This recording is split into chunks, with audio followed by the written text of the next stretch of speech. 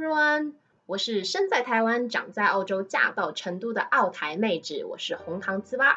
今天要来跟大家分享的是在蜀都的省钱出行指南希望可以帮助到要来成都或者是中国其他地方居住的朋友。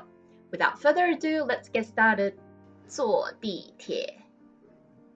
在成都坐地铁其实不是什么难事，但是也有一些一定要搞清楚的省钱妙招，那就是办天府通。但賭神唔喺隔離屋，可能喺好遠噶嘛，除非用天眼通啦。这个交通卡呢，是可以在成都当地的连锁红旗超市以25元的价格购买到但是这个25元是不能够抵乘车费的，它就是纯粹的购卡费。而且如果你直接去地铁口的话，是买不到天府通的，只能够购买单次卡跟为这个天府通加值。它其实有一个小窗口，然后你以为你可以去那个小窗口购买，但是其实它已经不办理这种售票了。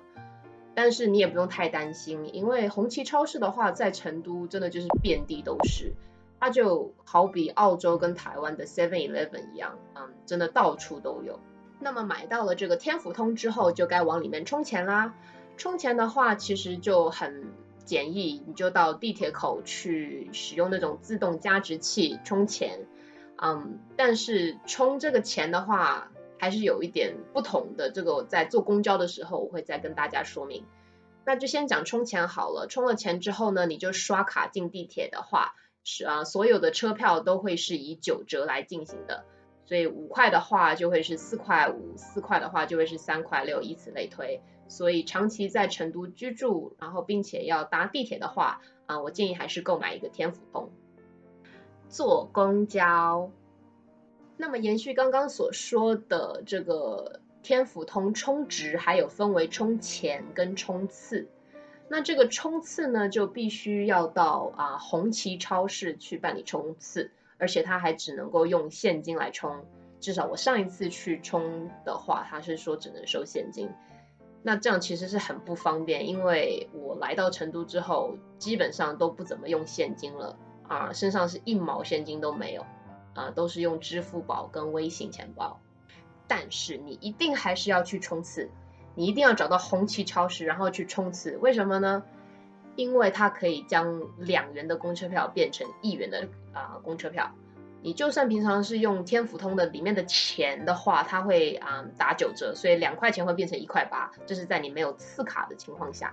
但是当你充了次卡之后呢，它每一次会刷2次，那2次的话是1元。对，所以我这个才刚来成都，然后还没有领工资的人就是非常的抠，什么钱都要省，所以我还是坚持使用次卡。有一点要多说的是，它这个公交的话每2个小时会算一次新的钱，也就是说你刷了这个1元的次卡之后，你2个小时怎么转乘公车都是不用再花钱的。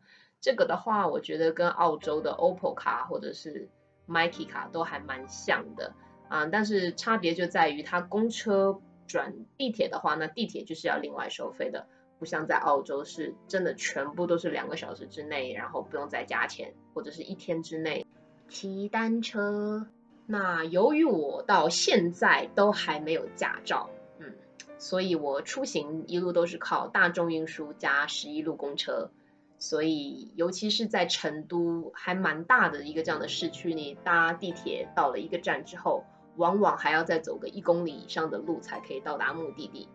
所以这个时候呢，共享单车就帮了我一个大忙。共享单车呢也没有很贵，因为国内有很多的这些大的共享单车公司在努力的抢占市场，所以他们会大打价格战，往往骑车下来真的花不到你几块钱我是说1个月下来那我就主要说一下我使用的单车好了。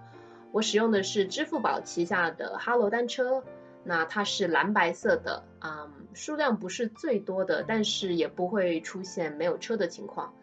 你使用的时候呢，你就只要打开支付宝先，然后点哈罗单车，然后扫码开锁，然后骑到定点之后再还车就行了。那这个还车呢，一开始第一次骑的时候我还研究了半天，我以为是在手机上要点选什么按键才能够还车。那其实非常的简单，就像这个图片里一样的，你就是用手动的方式把它锁上去就行了。骑车的话，我现在使用的是月卡，一个月只要13.5块，并且每一次骑车的话，头2个小时是免费的，所以而且还不用付押金。